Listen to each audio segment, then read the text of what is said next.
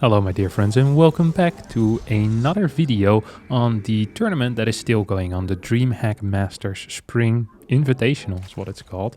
And this is the first round that I played against Wayne in the playoffs bracket. So I managed to get 3-1 in my group. I got to play against Wayne, one of the lower rated players in the other group. I was in group B, Wayne in group A. I think he got 5th or 6th place. I believe I got 4th place in the group, so we got matched up against one another. And I didn't feel so bad about it. I've been playing a lot of Protoss versus Zerg, just honestly practicing a lot with Lambo, but also laddering a bunch and getting quite a few Zergs. And I started to kind of grow into this matchup. Now, as this is a best of 5, I had to play at least one map that sucked for me. And I decided that that map was going to be Crimson Court. Crimson Court is probably the worst map for Protoss in the map pool. For the very simple reason that there is a very accessible rich gas on the 3rd base, which Wayne in this case took as his natural, as well as the rush distance being very short, which makes Ravager Queen pushes, or just Ravager pushes, extremely powerful.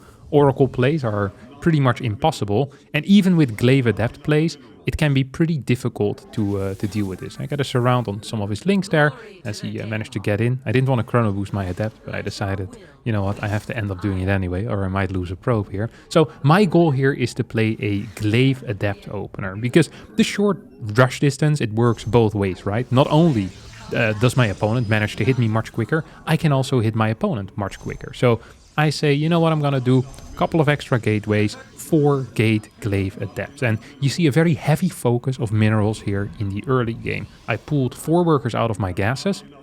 Now I'm rallying back in, because Adepts hardly cost any gas. And with this particular build, you also can rush out an extremely fast 3rd base, which is, in my opinion, really freaking cool. If there's someone that's greedy, then it's gonna be me.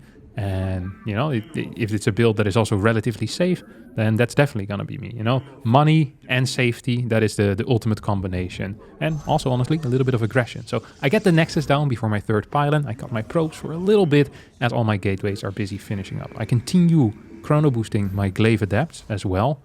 And then my goal is to move out with 10 Adepts, basically, and follow that up with a robotics facility. And I kind of want to scout, I kind of want to see what my opponent is up to, and then respond to whatever is kicking off. So just want to add in another pylon here as well. And I'm building it in the natural because I'm afraid of a potential counterattack coming out of my opponent. I'm just pretending to attack already, but I'm not quite. Now I'm just standing outside over here. Bumpy dumpy dum. And about 4 minutes and 20 seconds in, that's when my warping should happen, and exactly that is when it happens. So I should shade downstairs here, and you see one of my little adepts is actually taking the wrong way around. There's quite a bit of creep, which is also bothering me. I do see his roaches. I'm like, okay, that sucks. That's a lot of roaches really quick. He's definitely all-inning me. And I decide to counterattack because I know I can't fight this army. And if you know you can't fight an army, one of the best things you can do is to just try and counterattack, threaten your opponent. And he's thinking, well, I can't burst through the wall at a rapid pace. That's definitely gonna suck as well. So he's just kind of chasing me around here. His links are trying to get an engagement, but they're not quite. He has 1 Ravager on my side of the map, and I'm just basically trying to kill as many workers as I can. My robotics facility is about to finish up. I'm adding in more and more batteries. Notice that I'm not really building any probes either, because all of my money right now is simply going into units, into batteries, and now into that immortal. So we're adding once again another battery. I need more cash. I'm taking out more and more workers here. I wonder if maybe I should have shaded these adepts away back home, because now I do end up losing them, but I'm also keeping some of these links and these roaches busy, so I have a lot of time to just kind of set up. I have 4 batteries total. I still have 4 gates that are active as well, which is just great for me. And I'm trying to deal as much damage as I can against these Ravagers. I'm moving away from my safe location, moving forward, trying to damage some of these bad boys. This pylon is falling quite hard. I didn't care so much about it because I knew all of my batteries were still powered. One issue that I do have though is the fact that now I have less gateways powered. So my super battery also gets taken out. Not all of these units are fighting within battery range, which is actually quite frustrating. My immortal though manages to sneak out and kind of stays alive, as he does get us around here. That was sloppy play by me. But I once again managed to somewhat sneak out. My next immortal is about to pop out, and I target down these Ravagers, and now I'm starting to feel extremely comfortable in this game. I'm adding in a couple more of these probes as well, because I'm like, hey, I could actually probe up. I don't know what my opponent's follow-up is. I don't know what his worker count is either. I just know that so far I have survived and I'm starting to add in more and more workers. I'm also planning on trying to take out these links. That would be great. So he tries to run by, doesn't quite succeed. And yeah, I'm still building units pretty consistently, but also adding these workers. So I'm trying to be safe, but also have the ability to, you know, to just play a macro game if I need to. I do end up losing a bunch of workers here, which sucks, but at the same time, his links also are pretty much stuck on the bottom side of the map right now, and I don't mind that too much. I have a sentry that is out, so I can eventually use that to maybe go for a hallucination scout, figure out whether he's building drones or if he's building roaches or links. As I'm looking for his links with my adepts, here I realized that 3 adepts weren't quite enough. I should have gone for 4, and I feel pretty stupid about it, because as a result I need to warp in more units over here. I see him continuing to move, and I'm like, oh, wait a second. That's a pretty serious attack here. So I'm trying to add more gateways, realizing that most likely he'll need to clear my wall if he wants to do something. And sometimes having a lot of units and a lot of buildings makes it really difficult to kind of maneuver. So I'm moving a little bit further forward to see if I can fight a little bit, deal just a tiny tad of damage already. And so far I'm honestly doing a fine job. He throws down a couple of biles, misses most of them. I'm adding in another gateway because I realize I'm losing these gateways. My macro is extremely tight so far. Another gateway goes down, and now a cannon. Freaking love getting cannons in this type of scenarios. They often eventually have to jump in with all of their links. This was not the greatest bile dodge. As you can see, my army is now getting so big that it becomes really difficult for me to dodge the bile. So I really want to kind of fight a little bit outside. As now he decides to go in. I don't quite shoot the super battery yet. All my batteries are busy running out. I would have loved to build a couple more batteries here behind this. And as you can see, I do it, one on the side, a backup pylon as well. I want to add in a dark shrine. It's not the prettiest position of a dark shrine, obviously, but eventually if I can get DTs out, I 100% hold this. So I once again properly split against all of this. He just taps out with a GG, and I managed to win a relatively game number 1 on by far the best Zerg map in the entire map pool of 9 maps. And the second map is going to be played on Golden Aura, which is the best map for Protoss that doesn't get vetoed. It's my opponent. I can't even recall what he vetoed as the first map.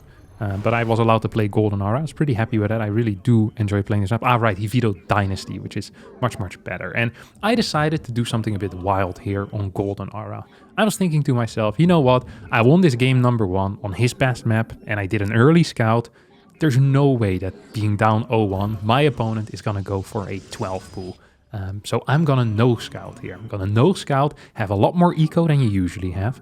My opponent's going to be upset because of it. So my plan is just, to get as many minerals as possible, get a 19 Nexus, 19 Core, and this is a really, really good build. It just loses to a 12 pool. It's not great against 16 pool because you scout it fairly late, but it's rare that people play this. So I'm just microing my little probies a little bit, making sure that I get my gas in time as well. Now, Golden Aura is really good for Protoss because it's easy to take the first 4 bases. It's extremely easy to take the first 3, but also still easy to take just 4 bases in general. As I'm just setting up all of my my little probes, making sure they're mining as much as possible. I go downstairs for my Nexus. As you can see, no scout quite yet. Absolutely beautiful stuff, and I'm happy with myself. You know, I'm not even thinking about a 12 pool right now. I'm thinking about a lot of things, but 12 pool, it isn't even entering my brain at this moment, you know? Because the last time I lost to a 12, I can't even remember, because no one does it. No one does it, because almost no one knows scouts. So I throw down this little Cybercore. I'm like, should I scout? I'm like, okay, I'll scout, whatever. I'll scout after my Cybercore. I'll still die against 12 pool, but at least I get some information how many links he has. Then here on the minimap, I'm like, wait a second. That's links over there. So I instantly cancel my probes. I pull them downstairs, cancel my gas as well. I run down. I try to block this off with a pylon, but I can't because his drone was actually there patrolling. I pull back. Now, this usually is a default loss. He can just kind of pull away and continue to take care of my pros. Now my zealot comes out. I get us around on all of his links. Yes, my zealot is going to end up dying, but I kill most of his links. I keep a lot of these probes alive. I think I only end up losing 2 or so, which is obviously fantastic for me. As he's continuing to try and fight, here I try to, mine from the natural, so that I didn't have to walk all the way into the main, but I messed it up. busy microing against what he was doing. So I do get a surround on these two. My adept pops out in the natural. And I think this is actually the first time in my entire StarCraft 2 career where I managed to hold a 12 pool with a basically a no scout. I did end up scouting after Cybercore, but we still consider that a no scout because it's still supposed to be a loss to the 12 pool. I actually think I must have played this scenario over 100 times in my career, and I don't think I've ever got in an advantageous position. I think I might have won some games out of it when players were much worse, but this is, I think, the first time in my life where I managed to beat the odds. Mainly because my opponent got surrounded by my probes with the links, and thus I don't lose as much mining time, basically. I also didn't lose so many probes, so that was great. He also sent a drone across the map, so that also doesn't really help him, that it cost him quite a bit of money. Yeah, I was really happy when this was the case. And I still wasn't entirely sure in this moment how far or if I even was ahead whatsoever. Because it felt so surreal to have defended it. Usually you just straight up die to like the first 12 links. And here I was still alive. I accidentally hit the extractor there, by the way, which made me very happy. I keep both of my adepts alive, which was extremely lucky. Sent the weakened adept back home, and with the other two adepts trying to go back across the map. Stargate. I'm like, wait, what does he have? He built a bunch of extra links because he lost all of them. He doesn't seem to have speed, anywhere close. I don't think he has a third base either.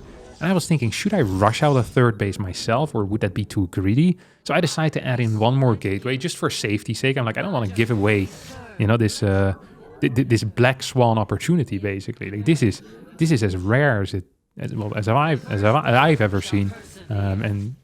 I get one kill there on the drone, and I'm still trying to get some more kills. It's not entirely working out. I think I killed like 2-3 links or so, 2 drones, and I end up only losing a single adept. So really a good trade overall, obviously, but I think I could have done that just a tiny tad better.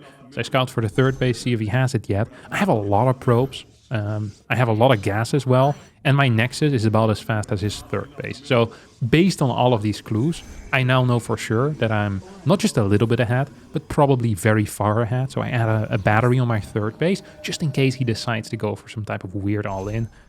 His hatchery isn't even done yet, so it's not like there's any purpose in him building more drones to saturate a third that hasn't finished, right? Sometimes you'll see link floods at this point. As I'm just going into a kind of a 4-gate blink type of setup. I go in towards the main base, I get 1 kill, I get 1 kill, I get 2 kills. There we go. 2 kills on this Oracle, not too bad. Do end up getting another Oracle as well, so it's going to be 3 Oracles, plus relatively quick blink. And here I'm thinking, should I actually get a Forge to get a, +1 as well? I'm like, you know what? Forge might not be a bad idea, so I think I do get it here. Yeah, blink also starts. These games are kind of weird because all of your timings don't make sense anymore, right? Like everything is so much delayed for me, but because it's also very delayed for my opponent, it's fine. But it feels weird because I'm a guy that is pretty timing centric. It's like I look at the clock quite a bit to figure out what's kicking off, and not having that, it feels a bit more improvised. But watching this back, I feel like I did a pretty okay job. Maybe I'm a little bit high in the gas count, but I don't entirely mind that because I still have the +1 to research as well. Now I realize that I'm just dealing so much damage with my oracles. I think I killed like 7 or 8 more workers with these 3 oracles. So I'm just individually kind of controlling them. Here I get about 2, 3, 4 more workers. Keep everything alive. Oh, there we go. I'm like, you know what? I'm just going to go up to 6 gates and then proxy a pylon on the other side of the map and see if I can go for an attack here. I feel like letting this go into a late game, which is something that perhaps I would have done in the past, is I think would be a massive error. So I decide not to do that. I'm like, okay, we're just going to go right across the map and we're just going to go kill our opponent or force out a lot of units. Basically what you're doing here is you're telling your opponent, hey, if you want to defend this, you got to cut workers so early that I'm still up in workers. And if you're building too many drones, you're most likely just going to die. And that's pretty much my entire plan here. I tried to get my entire army together, just kind of assemble it in one group. And then start attacking up this ramp. This ramp actually has a brilliant feature that not too many links can attack at the same time. So a surround usually is necessary coming from 2 sides. Otherwise this type of stuff happens, It's really difficult for the Zerg to attack here. Moving down that ramp to chase or even when I'm on that ramp, to try and fight is hard. I put a pylon up top, so if, in case there's a baneling run by, I spot it ahead of time, giving myself a bit more of a warning. I like doing this, just simplifying the game for me when I'm very far ahead. Also, when I'm not far ahead, I like things to be simple for myself. I think in general, it's just good to make StarCraft as easy as possible, because the game is hard enough. I just blink back a little bit, and he goes in for the surround, but my oracles can help out as well, and he just doesn't have that many units left. So I move this oracle back, I don't end up losing it, and whoop, GG's it out. I can't believe that I managed to win this game, like I said. I immediately scroll back to the 12th, and I'm like, man, that's so unreal. I don't think I've ever had this happen. Yeah, I was really, really happy with this. I think I had pretty decent movement with my probes here, came from the side, mineral walk through. Yeah, really, really nice stuff. Of course, he didn't control it perfectly, but I think I did a freaking good job at maximizing the odds of getting a W there. And a W I did get, and it means I'm 2-0 in this best of 5, 1 game away from advancing on to the next round, the round of 8 winners bracket. And I was thinking to myself, I could no scout again, but I feel like that's playing with fire a bit too much, you know, that's taunting the devil after he gave you a free pass, basically. So I was like, you know what, I'm not gonna do that. I'm just actually gonna play a hatch block on my opponent's side of the map. I make sure that he can't take the natural, and then I'm just gonna play a very standard game. That's basically my plan over here. And I actually felt really comfortable in this series overall. The difference I often feel like in skill level between days can be quite big. Like sometimes I feel very fast, sometimes I feel quite slow. And here in this series, I was really feeling it. Of course, it also helps, you know, when the things go as they have been so far. I was like, okay, actually just a standard game. There's nothing wrong with that. We had 2 pretty funky games already. Let's try something a little bit more standard as I get my chrono on my main base. And I'm just kind of hanging around here with my probe, making sure he can't run by with like 10 freaking links or something like that. It's always important. Alcyone is an easy map for me to control, because you can just take the watchtower with the probe as well. You can see everything that's coming through the middle. Going towards the far left is a very long way around. So yeah, it's usually not something I'd suggest doing. I chrono boost my second adept as well. Gonna send 2 across the map, see if you can deal some damage.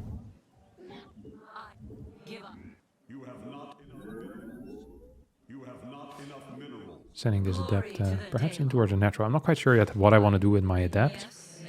You can sometimes decide to send them in. You can also decide to just kind of keep them somewhat passive. You're always forcing out units to some extent. You know, they'll have to build links. I'm like, oh, this actually scared me a tiny tad. I was like, oh, is there a possibility here that he's doing something weird? So I probably rally that bad boy. Here I decide to shade in. He's not chasing me anymore. Goes for the Evo chamber. And I decide to go back in once more and then fake out. So he loses quite a bit of mining time. This is a god-awful wall, by the way. Because it's not a wall. Like this is, I'm like, all right, back here, boys. Didn't look so great. Not gonna lie. And get another oracle here as well. This dance is always tricky because you have not enough units, basically, to defend the third base. And you don't have enough resources to build it before the links arrive. So this type of stuff happens very, very frequently, where, you know, they'll be kind of here, and I'm just kind of hanging out. And I see a lot of these links. I'm trying to get in. I actually misclick here for a second, but I still managed to squeeze into a nice location.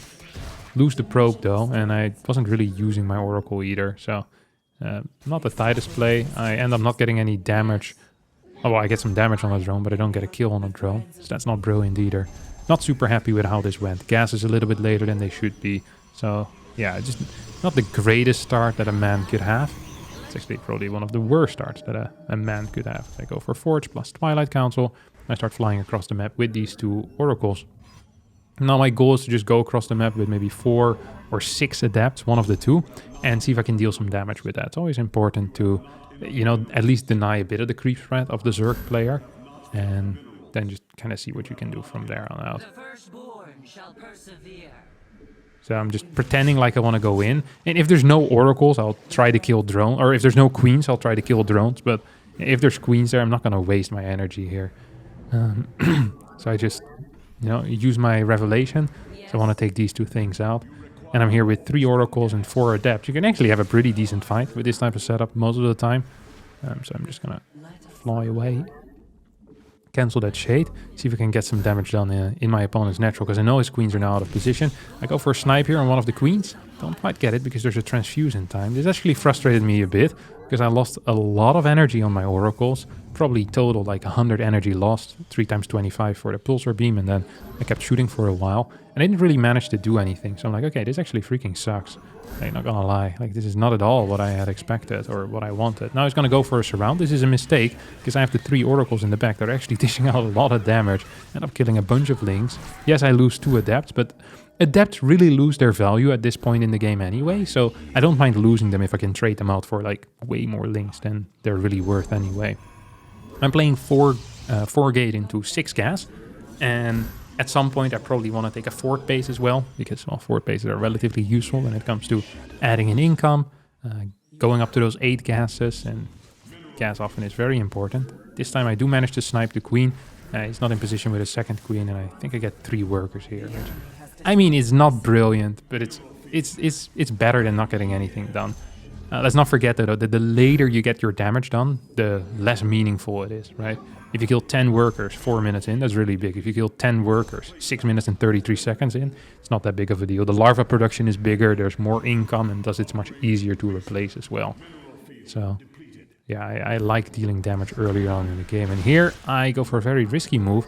I go quite far on creep without having a lot of energy on these oracles anymore. And this actually, yeah, as a result, I end up losing a couple of oracles, or a couple of stalkers. I'm forced into getting another warp in as well. I'm trying to figure out actually what he's doing, and I see that he's trying to go for a run by. I'm also afraid of my fort base just straight up dying the moment it goes up. And very often what I like to do is get 1 or 2 archons for safety, but this time I decide, you know what, I haven't seen a whole lot from my opponent, but I don't think he has too much gas because we see so many links out. I'm like, I'm just gonna straight away go for my storm. And then see if I can rush out like a couple of Templar with it as well, in case I'm being all in. Because when I was studying his VODs and his replays, I saw that he very often went for like 75 or 76 drone type of Ravager Bane attacks. So I decided to skip the oracles. And here I see no extra gas. I see roaches in production, which is a very fat tell often that something aggressive is about to happen, whether that's going to be pure roach or something else. And it doesn't really matter so much for me at this point. I just know that it's, you know, something odd is happening. I'm also kind of sad that my energy on the oracles currently is so low, because that's obviously not helping me. So I see him morphing Banes. Now, I don't think there's a bigger tell than morphing Banes that you're about to be attacked. I send some of these zealots across the map to see if I can deal some damage. And I want to make sure that, you know, banelings don't just roll into my natural, into my third at the same time. This is a really common thing, is they attack the fort and at the same time they go in towards, you know, a different base. Here he comes. Not that many Banes, honestly. So I hit a couple of storms, hit another storm, and at the same time he has a, well, what is it, a Ling Bane attack here in my own natural. I do manage to kind of stop this though, with a cheeky little warp in. Need to be very, very careful. I have a lot of supply. But I did just lose a couple of gateways of production, which always sucks. And as you can see, I'm starting to float a little bit of money because of that as well. I think I also was supply block for a second. I'm about to run into another supply block. I do manage to block another Ling run by. I figure that my opponent has relatively low worker count. And the moment I get to stabilize on 8 gas, I will feel very comfortable. So I'm taking these 8 gases instantly. I'm still continuing worker production as well. And now he moves in forward, tries to snipe one of my batteries. I don't actually have that many storms available. I'm not even sure I have any storms available at this point, which does scare me just a tiny tad. I move this Immortal into position. I have a lot of energy on these oracles now. Go for another run by with my zealots, because zealots aren't so useful in this fight, right? They're just gonna die to the banelings anyway. It's not like this is gonna be some usually useful unit, as banelings don't quite manage to get the kill here on the Templar. But here they come in for a surround. And after casting 1 storm, I do lose most of my Templar. It's probably the biggest mistake that I made in this game so far. As my Zealot run by is idling on the bottom side, which is also not brilliant. But my position is obviously really good. Like, he isn't killing any workers. I'm really controlling the pace of the game quite well. Like, I'm legit just zero afraid of anything he can do aggressively. And all I need to do is build up my Templar count. Once I have a Templar count that is a little bit higher, life is just going to be really good, for the simple reason that he will need to build Banelings, and Banelings just suck against Storm at the moment with how low the HP of the Bane is. So I feel really good about all that. Just kind of microing this back. I am going to lose an Immortal. This was a silly move out of me, and absolutely not necessary as well. I noticed that my Oracles also have pretty low energy, and now I'm actually starting to get a little bit afraid. I morph into 2 Archons, because I just need units immediately rather now than later, and I'm actually a little bit afraid. I have to activate my Oracles here. Like, I'm building more and more Stalkers, as my Immortals are going to come in kind of clutch, honestly. I still have these Zealots on the bottom side as well. So now 4 more Zealots make their way in towards my opponent's natural. And I really just need some Storm. Without Storm, I can still lose. But with Storm, it's impossible for me to lose. I see him morphing some of these Banes. I probably should have moved in with just the Stalkers. Yeah, just like I do now. I think that's the correct call. Let's keep these Immortals and these Templars back a little bit further. As I'm about to reach 180-ish supply, which is good. I tried to bait some of these Banelings from going into me, and it didn't quite work. One of my Immortals does get caught off guard, but the rest of the Immortals and Archons, they kind of move to safety. My upgrades are very solid as well, and despite him having 1 base more, I feel really good, because he's not mining from all these bases. He's definitely not mining gas from all these bases. He's trying to come in with a surround. Here I decide to finally add in some Oracles. I think I should have done that much quicker, because I was lacking production this entire time, and then having an extra production structure in the Stargate while you're being consistently pretty much all in, I think can be very helpful. And here I think I move out a little bit far, which might be silly, but at the same time it, Here I sit back as I realize that I most likely have won the game. Like, this was such an all-in effort by my opponent that it's really difficult for me to imagine how I'm gonna lose. So I'm just kind of, in my mind, I'm going over the ways that I could lose. And one of the ways you can lose if you push too hard without Storm. So I'm like, okay, I'm gonna wait until I have Storm. I'm gonna pretty much wait until I'm maxed out. I can't die to like run-bys or drive-bys or anything of the sort, or like an attack coming in from the side and I lose like 30, 40 workers. Like those are the only ways that I can lose. So I'm adding more Oracles kind of into the mix here, which I think usually is a good call if your opponent doesn't have any anti-air, because Oracles just get free damage over time then. And I deal with this.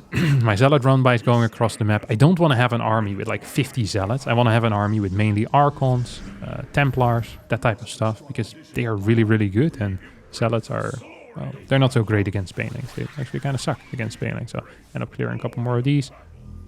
And now, usually I'd say get Tempest, because the only way you lose is against Brute Lord. And then if you have Tempest ready, it's really difficult to lose the Brutes.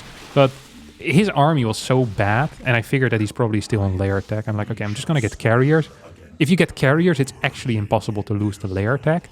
And if you get Tempest, I mean, they're just not as good against ground units as Carriers are. So I decided to go for it like this. Might have been a little bit, it's kind of lazy in a way, but I think it's not incorrect. I don't mind it. I'm okay with me doing this. As I'm just microing these Zealots away from the Banes, get a fat Storm on. Then the Banes, they still try to get some kills here on the Zealots. Don't quite get it. My Oracle's definitely helping out as well, as I have 2 armies, one going towards the top side, one towards the bottom. And I'm rebuilding my 5th, and I'm fairly certain that I have won this game and thus this series. Like, I'm just setting up a big push. I don't want to go too deep on Creek for no reason whatsoever. As I miss a revelation there for no real reason. But yeah, I mean, it's so clear, I think, for most people here that this is fairly over. He only has +2. I think I have 3-1 upgrades at this point, or maybe just +3. My first carrier just, has entered as well. My 3rd Stargate is now on the way. Would have loved if I'd done a Zealot run-by to the bottom. Oh, actually, I do that. Nice. Okay, well, in that case, yeah, I love the way that I'm playing this. Solid Zealot run-by towards the bottom is... he's just kind of running away from me. I'm practically maxed. I could have waited for a Prism or something else, but I'm so far ahead that it really doesn't matter. He just has roaches anyway. My Oracle's moving in forward, and with the carrier, with the Zealot run-by, with me taking out all of this guy's eco. Neat little Baneling run-by, but it's simply not gonna be enough as I win this game and thus win the series with a 3-0 score. Fantastic stuff. That's gonna be it. I'll be playing against Clem on the Sunday at 4 p.m. Central European time if you want to watch it live. Otherwise, be sure to stay tuned to this channel. I'll do updates.